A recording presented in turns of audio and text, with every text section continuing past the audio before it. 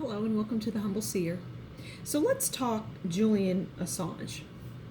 Now, before I even get into this reading, this is very strange to me because I feel as though he is no longer with us, but I can't get that answer. So it's like maybe he is, maybe he isn't. But I think he isn't. But, I could be wrong because, again, I'm not seeing or hearing that.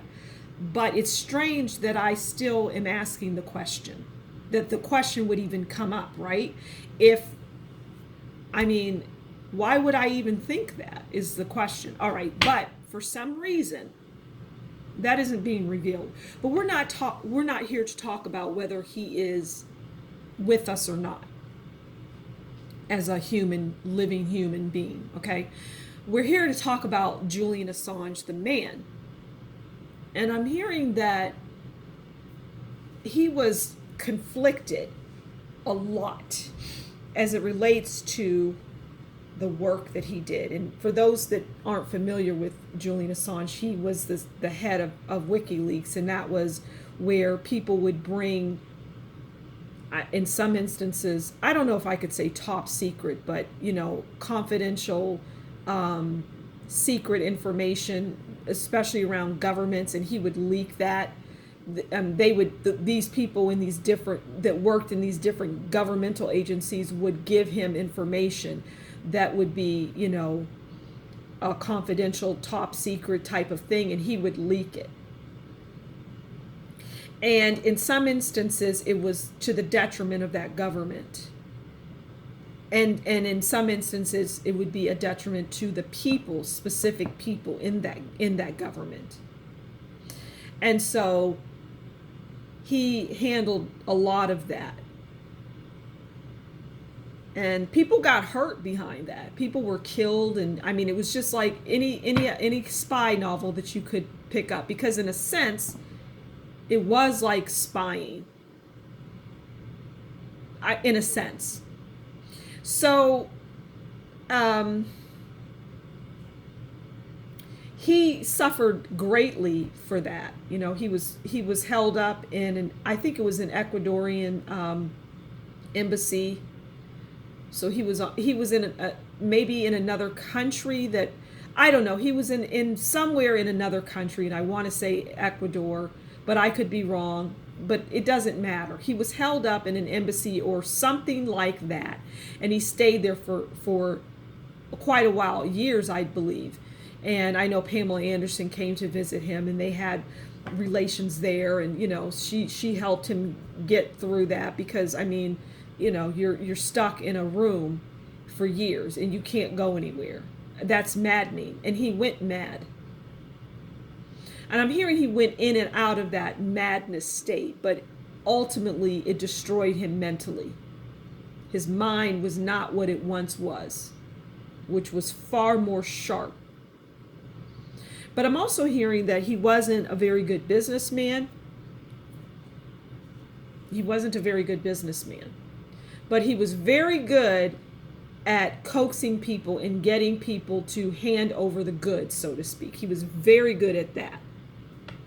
So let's pull a card. Let's just pull a card on Julian Assange. This isn't going to go too far. I'm not going to talk too far. I'm still stuck on that. Is he with us? I'm still stuck on that. But I'm hearing it's neither here nor there. Okay, so let's pull a card on... Okay. So this is fitting for Julian. And this was, why do I keep saying that? Okay, this is how the man lived his life. And I'm not just talking the WikiLeaks, just his life in general was always a 9 of swords, because he got involved in things even as a young person, things that, would keep you up at night. And he had a conscience. So he had the 9 of swords. This person didn't sleep well at all. They had nightmares. They had anxiety. They had distress. I mean, it's fitting that this card would come out. It's very fitting and telling that this is his life, and especially in the WikiLeaks time and after that.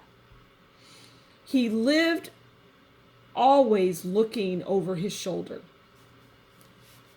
And he didn't get the break that Edward Snowden got because he worked alone. He did this. He was not involved in any governmental agencies. He wasn't involved in a CIA or MIA or whatever those other agencies are. Not MIA. That's missing in action.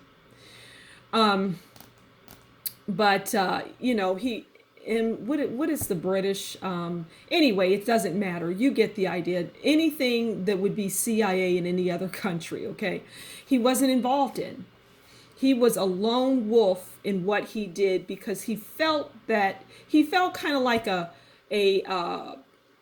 Robin Hood, or not necessarily taking from the rich and giving to the poor, but taking from the powerful and giving to the weakest. I guess you could that would be a good analogy. So that is Julian Assange. So this is shrouded in mystery. It really is. But I guess in time we'll learn more about Julian Assange. Okay, I'm going to leave it there. Thank you so much for stopping by the Humble Seer. Please do consider liking, sharing, and subscribing. And if you really like and appreciate what I do, and it gives you a lot of knowledge and insight into things, then please consider buying me a coffee. I would really appreciate that, and it would show that, well, people do appreciate what I do. So until next time, you take good care, and we'll talk again soon. Bye.